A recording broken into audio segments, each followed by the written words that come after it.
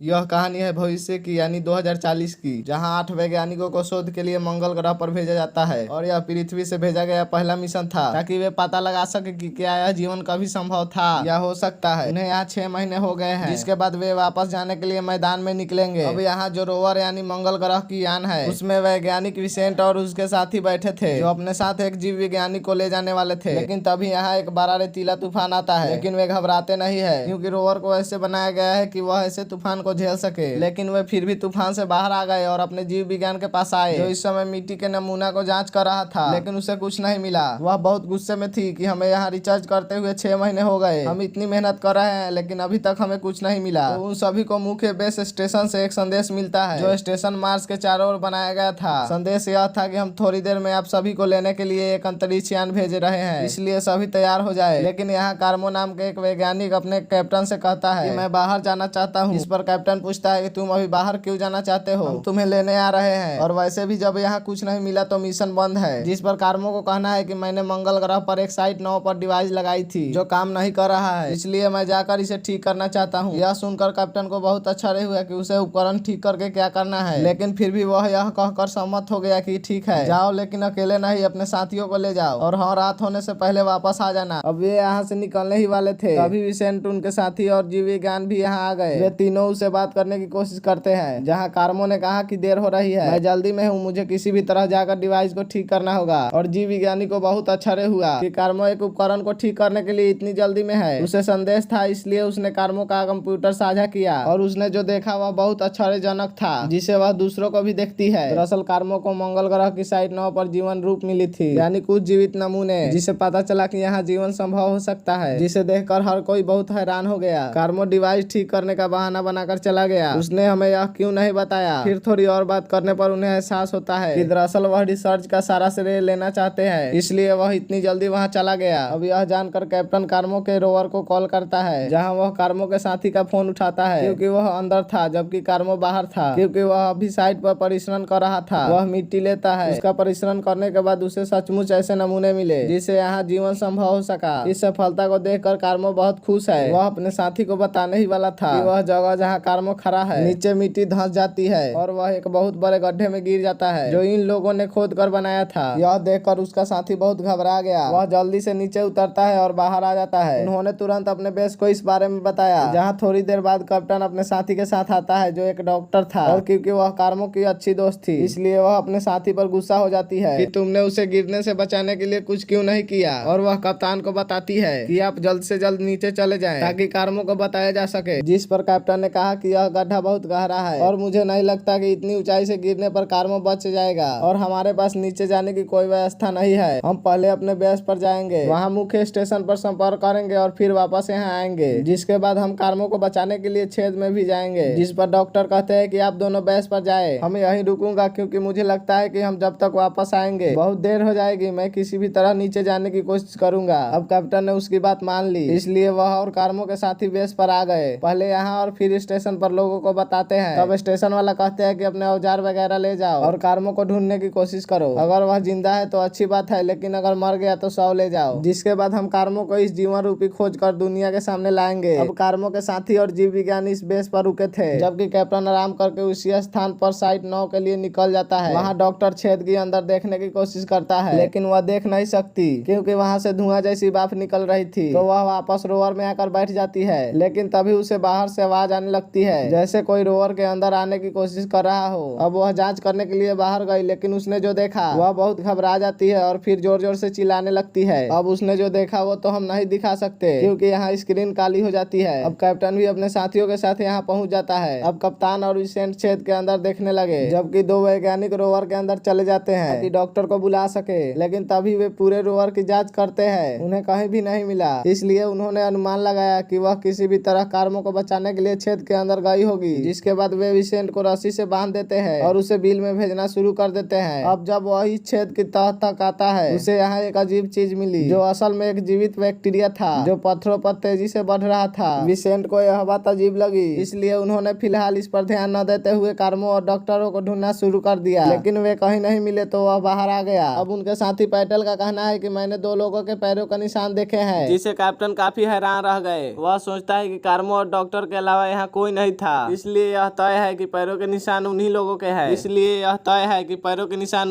लेकिन अगर कार्मो बच भी गया था और डॉक्टर ने उसे बाहर निकाल लिया था तो वे फिर रोअर में क्यों नहीं गए? वे इस तरह क्यों चले? वैसे भी आधार में एक अलर्ट टाइप होता है कि कोई उनके अड्डे की तरफ आ रहा है। फिर जीव विज्ञानी और कार्मो के साथ जांच करते हैं। उन्होंने सोचा कि हमारा कोई साथी होगा, इसलिए कार्मो का साथी दरवाजा खोलने गया। तभी उसने छेद से देखा वह कार्मो था। फिर वह दरवाजा खोलता है और उसे अंदर डालता है, लेकिन कार्मो की हालत अच्छी नहीं लग रही थी, तो उसका आदमी झट से अपना हेलमेट उतार देता है। लेकिन वह यह देखकर बहुत डर जाता है कि कार्मो का चेहरा बहुत काला हो गया है, उनकी त्वचा भी अजीब हो गई है और वह बिल्कुल भी इंसान जैसी नहीं दिखता। जिसके बाद वह अपना नियंत्रण खो देता है और अपने साथी पर ड्रिल मशीन से हमला कर देता है। कार्मो ने उसे पीट पीट कर काफी घायल कर दिया था, लेकिन फिर भी सही समय पर वह सिक्योरिटी अलार्म बजा देता है, जिसे चेक करने के लिए बायोलॉजिस्ट बाहर आए। लेकिन तभी डॉक्टर कार्मो भी आ गए। उनका भी यही हाल था और वह यहाँ अपना नियंत्रण खो देती है और बायोलॉजिस्ट पर हमला कर देती है और पागलों की तरह उसके पीछे दौड़ती है। लेकिन जीव विज्ञानी उसे धक्का देता है और पैरों से मारता है और पैरों से फेंक देता है और किसी भी तरह उसने दोनों को कमरे में बंद कर दिया था। यानी ये तो साफ था कि पैरों के निशान उन दोनों के ही थे, लेकिन वह इस तरह अजीब हो गए थे इसका अंदाजा किसी को नहीं था। अब कैप्टन भी अपने साथियों के साथ बाहर आता है। जब उसे बेस से अजीब आवाजें सुनाई देती है तो वह बहुत डर जाता है, इसलिए वह अपने साथियों को बाहर ही रोक देता है और अकेले ही बेस के अंदर जाकर देखता है कि मामला क्या है। वह यह देखकर डर जाता है कि हर जगह खून ही खून फैला था और जीव विज्ञानी उस कमरे के बाहर घबराई हुई खड़ी थी, जिसे उसने उन दोनों को बंद कर दिया था। कैप्टन भी उनकी हालात देखकर डर गया। वह भी सोचता है कि उसके साथ क्या हुआ, लेकिन वह जीव विज्ञानी से कहता है कि हमें यहाँ से जल्दी निकलना होगा, ये बेहद खतरनाक लग रहे हैं। अब जीव विज्ञानी यहाँ से निकला, लेकिन जब कैप्टन जाने वाला था दरवाजा खुलता है और कार्मो बाहर आता है और वह कैप्टन पर भी हमला कर देता है, लेकिन वह किसी तरह अपनी जान बचाकर बाहर आ गया, लेकिन वह काफी घायल हो चुका था। कैप्टन और जीव विज्ञानी ने सभी को उनके बारे में बताया, लेकिन किसी ने भी बात पर विश्वास नहीं किया। लेकिन जब उसने खुद इस छेद से देखा, कार्मो और डॉक्टर की हालात देखकर बहुत डर गया। अब क्योंकि कैप्टन बहुत घायल हो गया था, इसलिए ये लोग जल्दी से उसे दूसरे बेस पर ले गए। उसे लेटाया गया और विसेंट के साथ उसका इलाज करने लगे। वहाँ एक डॉक्टर था। कैप्टन उसे कहता है कि मेरी हालात खराब होती जा रही है, मैं चीजों को अजीब तरह से भूल रहा हूँ, मुझे काफी प्यास लगी है। यह सुनकर पायलट उसे पानी देता है, लेकिन कैप्टन अपना नियंत्रण खो देता है और उसकी गर्दन पकड़ लेता है। काफी कोशिश करने के बाद वह उसे नहीं छोड़ रहा था। इसका मतलब है कि वह भी अपना नियंत्रण खो रहा है और कार्मो और डॉक्टर की तरफ बनता जा रहा है। दरअसल ऐसा एक वायरस की वजह से हो रहा है और इसकी वजह उस क्षेत्र में पाए जाने वाले बैक्टीरिया थे जहाँ कार्मो गिर गया और वह उससे संक्रमित हो गया। वह जिस पर भी हमला करेगा और काटेगा, वह इंसान भी इस वायरस से संक्रमित हो जाएगा। इसका मतलब है कि कार्मो ने डॉक्टर को काटा होगा और वह उसके जैसी हो गई। ऐसे फैसला है ये वायरस। वे सभी पाइटल को कैप्टन से छुड़ा रहे थे। इसी दौरान इस कैप्टन की मौत हो जाती है, तो जीव विज्ञान कैप्टन के हाथ पैर बांध देते हैं। अब तक वह समझ चुकी थी कि यह वायरस काफी खतरनाक है। संक्रमित व्यक्ति जीवित हो जाता है और दोबारा आक्रमण करता है। अब जब वे स्क्रीन पर देखते हैं तो वह जगह जहां कार्मो और डॉक्टर बंद थे, उन्होंने दरवाजा तोड़ दिया और दूसरे कमरे में आ गए। वे यहाँ आने की कोशिश कर रहे हैं। यदि ऐसा होता है और उन्हें रोका नहीं जाता है तो वे यहाँ आएंगे। ये खतरनाक होने के साथ साथ ताकतवर भी हो रहे हैं, जिससे वे सभी भयभीत हो गए। विसेंट ने उन्हें विचार दिया कि मैं अपने भूमिगत पाइप के साथ खाने के पहले बाहर जाऊंगा, क्योंकि मुख्य इलाके से जाना काफी खतरनाक है। मैं वहां जाकर सिस्टम चलाऊंगा। अपने थाने से संपर्क करने के बाद मैं आपको स्थिति के बारे में बताऊंगा, तो हमें मदद मिल सकती है। अब ये आइडिया हर किसी को पसंद आ रहा है, तो विसेंट वहां से चला जाता है, जबकि उसका साथी जांच करने के लिए कैप्टन का ब्लड सैंपल लेता है कि इन सब के साथ क्या हो रहा है। जांच करने के बाद पता चला कि ये सब जीवन रूपी वायरस की वजह से हो रहा है। वह कार्मो के साइट 9 के सीट से मिला। वह बैक्टीरिया के छेद के अंदर बढ़ रहा था। इस वजह से ऐसा हो रहा था क्योंकि इस वायरस की मुख्य जड़ जीव जड़ ही थी, जिसके कारण बैक्टीरिया इतना खतरनाक हो गया कि इसने उन्हें संक्रमित करना शुरू कर दिया। सबसे पहले यह मानव शरीर का नियंत्रण करता है और सभी यादें मिटा देता है, और फिर मस्तिष्क को पूरी तरह से नियंत्रण कर लेता है, क्योंकि इंसान जमीन पर रहते हैं और वहाँ के वातावरण के आदी हो गए हैं। इसलिए यहाँ का वायरस उन्हें इस हद तक संक्रमित कर रहा है। वैसे भी अब लोग अपने दिमाग का इस्तेमाल करते हैं इस वायरस को थोड़ा बदलने के लिए, और एक मार्क औषधि अर्थात विषाणु का इलाज बनाओ और उसे कैप्टन पर लगाओ कि उसका परीक्षण करो। जब उन्हें पता चला कि यह काम कर रहे हैं, क्योंकि वायरस जो दोगुना हो रहा था, कैप्टन की कोठरियों में अब वह प्रक्रिया बंद हो गई थी, जिससे उन्हें थोड़ी मानसिक शांति मिली। वहाँ विसेंट पहले कमरे में पहुंच चुका था, जहां वह सिस्टम को ठीक करके दोबारा स्टेशन पर संदेश भेजना शुरू कर देता है, लेकिन फिर लाइटें बंद होने लगी, जिससे सिस्टम चालू होना बंद हो गया। वह देखकर विसेंट बाहर चला जाता है ताकि वह गंदगी देख सके। जब उसे पता चला कि कार्मो के साथी जिस पर कार्मो ने ड्रिल से हमला किया था, वह भी इस वायरस से संक्रमित हो गया है और अपना नियंत्रण खोने के बाद वह मुख्य मुख्य सिस्टम से गड़बड़ी कर रहा था। विसेंट को देखते ही वह उनकी ओर दौड़ने लगता है। यह देखकर कार्मो और डॉक्टर भी उधर आने लगे। अब विसेंट की जान खतरे में देखकर उनके साथी शोर मचाते हैं कि वह वापस उसके दरवाजे पर आ जाए। यह देखकर जीव विज्ञानी उन पर यह मार के औषधि छिड़कते हैं, जिससे वे कमजोर होकर गिर पड़ते हैं। और तब तक विसेंट भी पाइप के जरिए वापस इस कमरे में आ जाता है जहाँ कार्मो का संक्रमित साथी भी आया था। अब यहाँ जीव विज्ञानी कार्मो के साथी के जान बचाने के लिए उनकी देखभाल करता है और उन्हें बाहर जाने के लिए कहता है। अब पाइटल का साथी गेट पर था तो उसे लगा कि जीव विज्ञानी अंदर ही रुक गया है, क्योंकि अब वो अभी संक्रमित हो गई है। इसलिए वह विसेंट और उनके साथी को बाहर ले जाते हैं और कार्मो के संक्रमित साथी के साथ जीव विज्ञानी को अंदर बंद कर देते हैं, जिसके कारण बेचारी लड़की उससे चिपक गई और अब ये तीनों उस कमरे से बाहर भागने लगते हैं, जहाँ संक्रमित कार्मो विसेंट के साथी पर हमला कर उसे घायल कर देता है। फिर ये लोग उसे घायल अवस्था में रोवर तक ले गए और यहाँ विसेंट अपने साथी को इंजेक्शन लगा देता है ताकि उसे कुछ ना हो। अब इन लोगों को याद आया कि इस रोवर में पावर एजेंसी कम है, लेकिन किनारे खड़े रोवर में बहुत ताकत होती है, तो वो सभी अब उनकी तरफ जा रहे हैं। इसी बीच उनका भी ध्यान गया कि हमारा संक्रमित साथी भी अब हमारा पीछा कर रहे हैं, यानी जो मार्ग उन्होंने बनाया उनमें वे सफल नहीं हो पाते, क्योंकि यह वायरस के प्रभाव कुछ ही समय के लिए रोक सकता है, यह इसे पूरी तरह खत्म नहीं करता। कुछ देर बाद वायरस का असर दोबारा होता है, यानी ये वायरस इतना खतरनाक होता है। वहाँ वे किनारे पर पहुंच गए। विसेंट और उनके साथी इस रोवर पर रुकते हैं, जबकि पायलट दूसरी रोवर को लेने के लिए चला जाता है, जहाँ उसने विसेंट से संपर्क किया और कहा कि आपका साथी संक्रमित है, मैं उसे अपने साथ ले जाने के लिए जोखिम नहीं उठा सकता। यदि तुम मेरे साथ उस स्थान पर जाना चाहते हो जहाँ उन्हें लेने के लिए अंतरिक्ष यान आ रहा है, तो तुम्हें अपने साथी को छोड़ना होगा। विसेंट ने मना कर दिया कि मैं ये नहीं कर सकता, मैं उनके बिना नहीं जाऊंगा। तो अब पायलट अकेले आया, वह रोवर लेता है और चला जाता है। विसेंट को उसकी इस हरकत पर गुस्सा आया, लेकिन फिर भी वह आगे बढ़ते रहे। इस रोवर के साथ अपने साथी के साथ इसी तरह यहाँ एक बार फिर तूफान आया और रात होने के कारण वे यहीं सो जाते हैं। सुबह जब विसेंट जागे तो उन्होंने देखा कि मेरे साथी मुझे बचाने के लिए अकेले ही रोवर उतर गया है और वह पैदल ही आगे बढ़ रही है, क्योंकि वह जानती है कि मैं भी संक्रमित हूँ, इसलिए विसेंट को कभी नुकसान मत पहुँचाओ। वह बहुत दूर जाकर आत्महत्या करना चाहती थी, लेकिन विसेंट उनके चिन्हों का विचार करते हुए रोवर को उनके पीछे ले जाने लगा। कुछ दूर पर उसे वह मिल गई तो विसेंट उसे रोकने के लिए रोवर से उतर गया और उसकी ओर दौड़ने लगा, लेकिन उसे बचाने के लिए उसने यहाँ अपना हेलमेट उतार दिया, जिससे उसे काफी दर्द होने लगा। विसेंट तुरंत आया और उसकी देखभाल की, लेकिन वह उसके हाथों मर जाती है। इस बात से विसेंट बहुत दुखी हुआ, लेकिन अगले ही पल उसका दोस्त संक्रमित निकला और वह विसेंट पर हमला करती है, जहाँ विसेंट न चाहते भी अपने साथी पर हेमलेट से हमला कर देता है। वह उसे अपने हेलमेट से इतना मारता है कि उसकी जान चली जाती है। तब तक एक जहाज उन्हें लेने के लिए मुख्य स्टेशन से निकल चुका था। विसेंट ने इसे दूर से देखा था। वह यह भी देखा था कि मेरा संक्रमित साथी यहाँ मौजूद है। साथी पाइटल भी दूसरे रोवर के साथ यहाँ आया। अब यहाँ विसेंट जहाज के अंदर सवार करने की कोशिश कर रहा था, लेकिन जहाज के अंदर मौजूद लोग उनकी आवाज नहीं सुन पाते। दूरी की वजह से उनकी आवाज ट्रांसमीटर पर नहीं आ रही थी।